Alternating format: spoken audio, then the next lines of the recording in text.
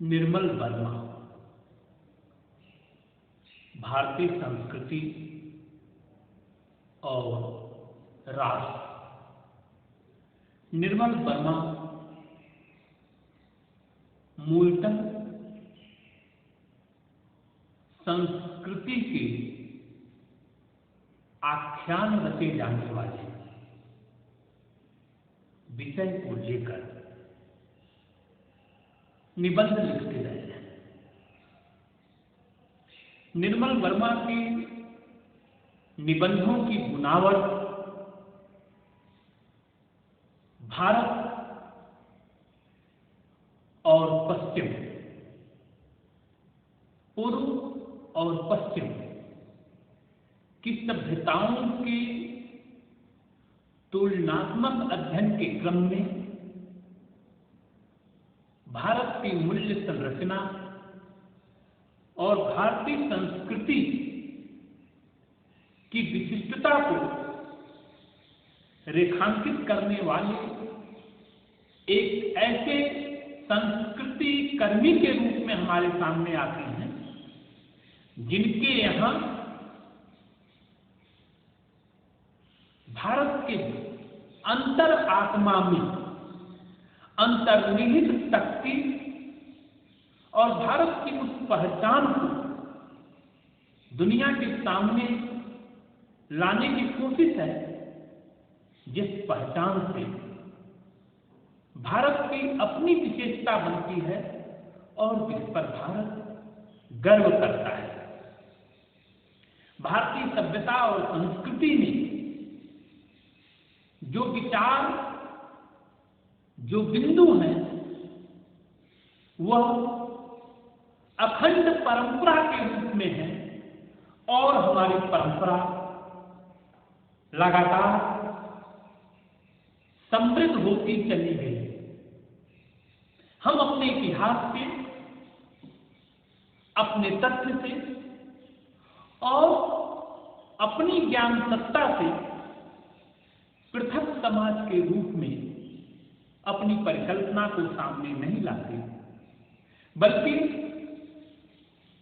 दिखावे में भारत में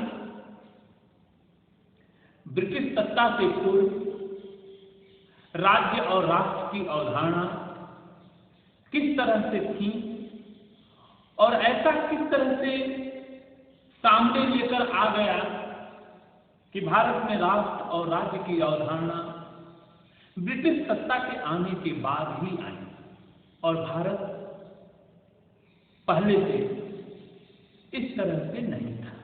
जबकि भारत में राष्ट्र और राज्य और समाज की अपनी पहचानें थी, अपनी परंपरा थी और उस परंपरा से अभिन्न रूप से भारत की आत्मसत्ता जुड़ी हुई थी।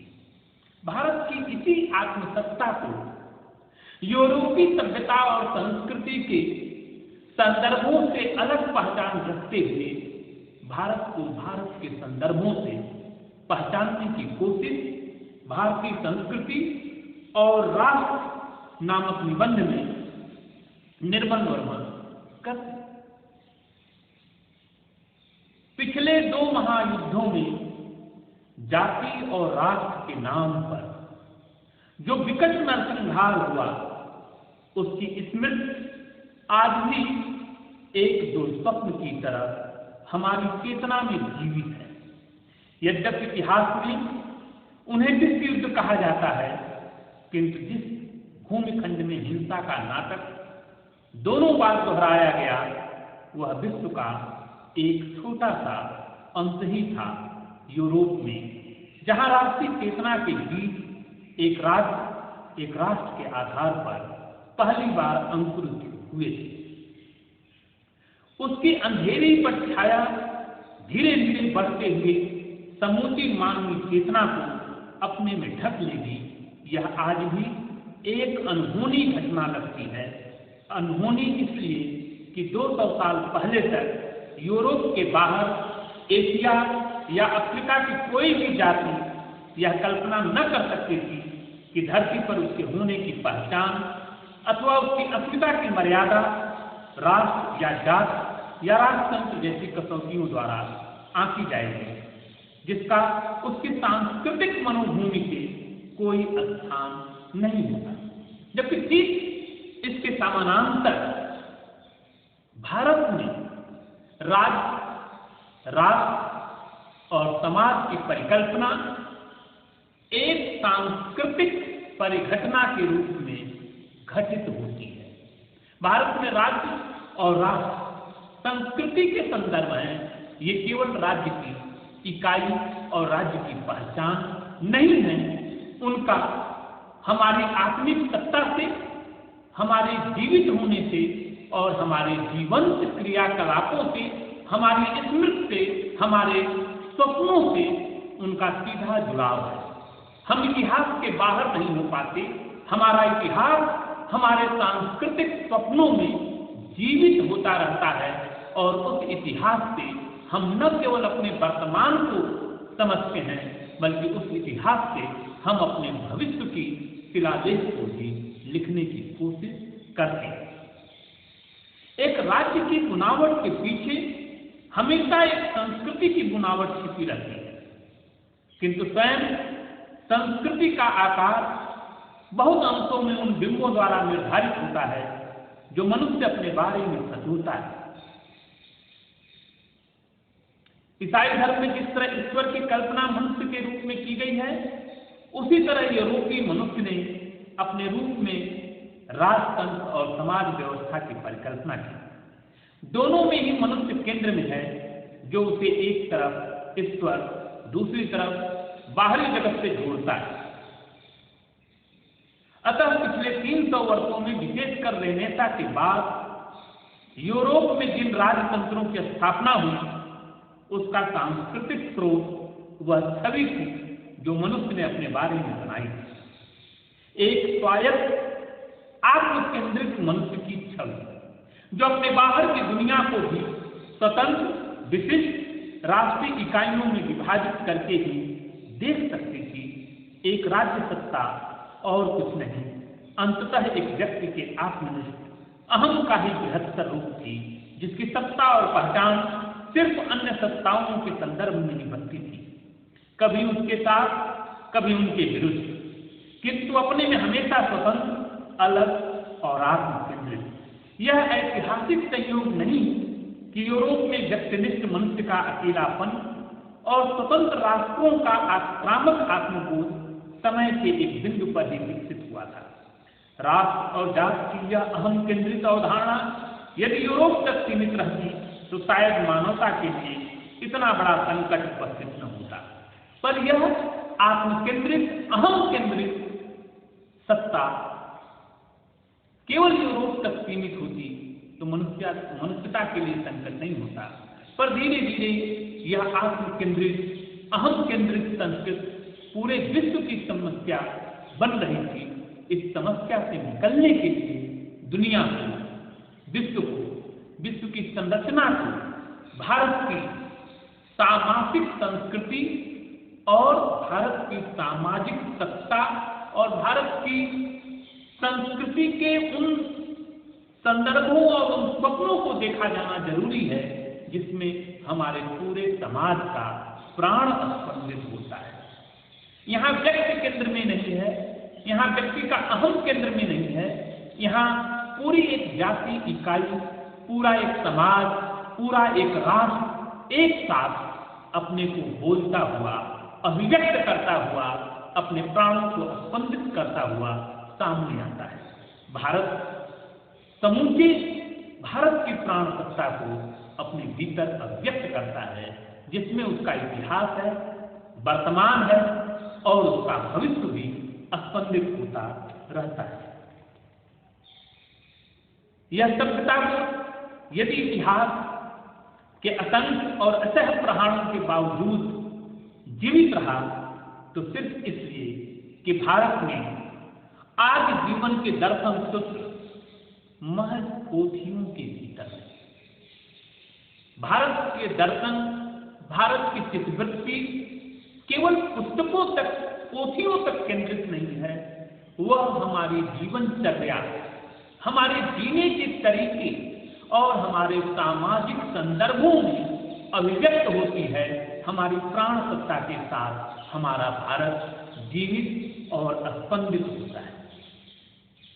स्वप्न की तरह हर स्मृति की अपनी बिंब भाषा होती है, वह कहीं से भी उत्प्रेरित हो सकती है। भारतीय सभ्यता बोध कोई बीती हुई याद न होकर आज भी मेहंदी की तरह हर व्यक्ति की जीवन प्रणाली के कार्य अनुष्ठानों में रची बसी है। भारतीय सभ्यता की यह अद्भुत विशेषता रही है, जो उसके जीवंत होने की मर्यादा है, कि वह अतीत को व्यतीत न मानकर उसे समकालीन भारतीय जीवन की ऐसी प्रतीक व्यवस्था में संयोजित कर पाई है, जो आज भी उतनी ही अर्थवान और संस्कार संपन्न है जितनी पहले कभी थी।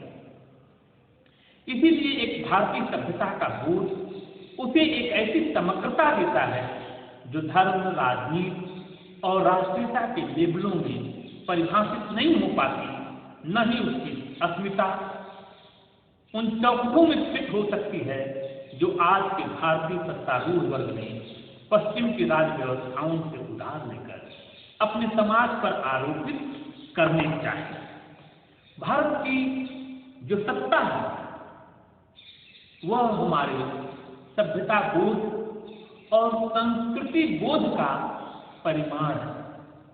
भारत को खंड सत्ता के रूप में नहीं पहचाना जा सकता, नहीं जाना जा सकता।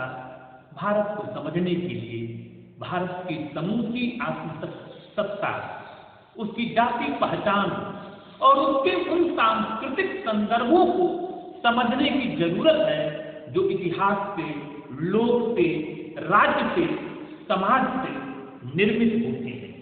इसलिए एक भारतीय सभ्यता का बोध उसे एक समग्रता देता है। भारतीय सभ्यता और संस्कृति समग्रता बोध की संस्कृति है। वैयक्तिक पहचाने भारत के सांस्कृतिक संदर्भ में मूल्यवान संदर्भ और अर्थ ग्रहण नहीं कर सकती। यूरोप में जरूर व्यक्तिनिष्ठ सत्ताएं हों, व्यक्ति केंद्रित अहम हो, पर भारत की संस्कृति सामाजिक, सामाजिक और बहुलता भरे अर्थ को लिए हुए समाज के जागरण और जागृति की संस्कृति रही है। भारत का समूचा इतिहास हमारी स्मृति, हमारे स्वप्नों, हमारे स्पंदनों के साथ जीवित होता है और इसमें संस्कृति का समग्र बोध है, संस्कृति का एकांतिक पक्ष भारतीय सभ्यता और संस्कृति में कभी भी वर्णनीय और मूल्यवान नहीं रहा। जबकि यूरोप में, पश्चिमी देशों में अलग अलग सत्ताएं, अलग अलग राज्य और अलग अलग राज्य के प्रति निष्ठाएं स्थापित होती रही, पर भारत इतिहास की अखंड धारा में सांस्कृतिक प्रवाह को परंपरा से जोड़ते हुए,